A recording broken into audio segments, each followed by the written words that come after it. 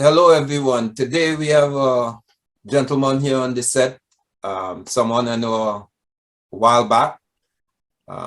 They have him here in Toronto as a historian. On my block, which is the Cipriani block, which is where he's from, we know him as a hard worker, a hard player. So, I'll ask you to just give a little of your background. My name is Lennox Farrell, and I'm now a resident in Canada here. Before that, I lived most of my life in Morvant and 41 Cipriani Street, and I played with ball dribblers, or they allowed me to play with ball dribblers, because I was hard playing. What I lacked in skills, I made up for in hardness, so to speak. Cipriani Street is a great place for me. I remember my father talking to me about Andrew Cipriani. He was from Armenia. Well, that Andrew Cipriani is better known as Captain Cipriani, not so? Captain Cipriani. Is UFT you met, you start getting your friendships and... Yeah, well, I met guys there, and there was an organization on the campus called the Black Students Union on the campus there, and I joined it. And it turned out it was quite a radical group. And in fact, when Angela Davis was released from prison in the United States, she was in prison at that time. She came here first at the U of T in the convocation hall to speak. And by the way, and the guy who was the head of security for her was working with the RCMP. He was a black American, a Black Panther, and he had come here. And when the Warren Commission did the investigation some years later on, they revealed that he had been working with the Black Panthers. Rosie Douglas was there, Horace Campbell was there, Akua Benjamin, Dari Mead. We were formed, and then we became involved in the anti-apartheid movement. And of course, we had our problems with the police.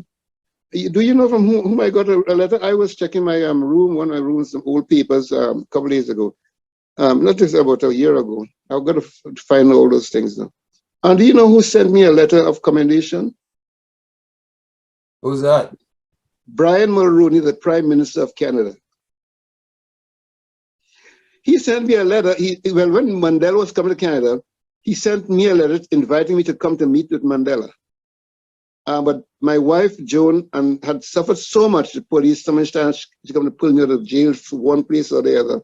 I allowed her to go. She went with my son, Nwambi, to meet with Mr. Mandela, while I and others went to Ottawa to serve an eviction notice on the South African ambassador's place. So I never met Mandela, never saw him, but I was satisfied. You touch on different things, so I'll pick and choose what I answer, if you don't mind. Okay. Yeah. Now, yesterday, the First Nations, the Native people, who we used to call Red Indian back in Trinidad, that kind of stuff, and so they were part of the masquerade in Trinidad. They spoke to the Pope, and they asked him one question: would he be prepared to revoke the doctrine of discovery? Hear me out. The doctrine of what? Discovery. That's a doctrine that's still in place. They have never expunged it or no, God never. It is still legally in place. It's still legally in place for black people to be put into slavery. Still legally in place. In 2000 something, we think otherwise.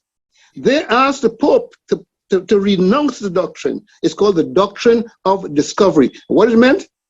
Europeans, back in the 15th century, when they undertook to colonize the planet, they're going to outer space now to colonize it, they established that every religion in the world was inferior to Christianity. Now I'm a Christian. I don't know. But every religion was inferior to Christianity. And where you went as a Christian, you had the means, you had the right to take their lands, to kill them if need be, to make them Christians. That is legal doctrine written in black and white. People don't read these things. And they asked the Pope yesterday, several times, to revoke the doctrine of discovery. Well, the reality is this: Caribana is more than black. Remember when the city councillors established that weekend for a Caribbean festival, a Caribana festival, a black festival, a black and other good festival? Why would they have chosen August 1st? They chose August 1st because that is the day, it was on that date, that black people as slaves were released from slavery, freed ourselves from slavery. That's it. The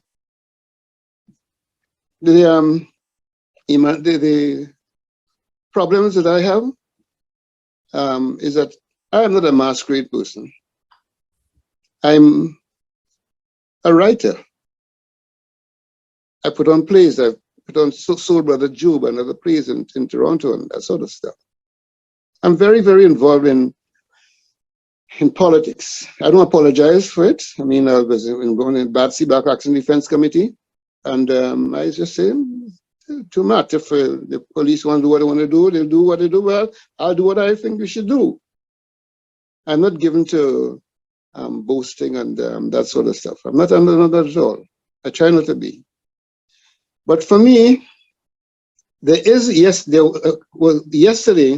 the native people meeting with the Pope, and there's another word, I can tell you that there's no word of that appeared in Caravan yesterday.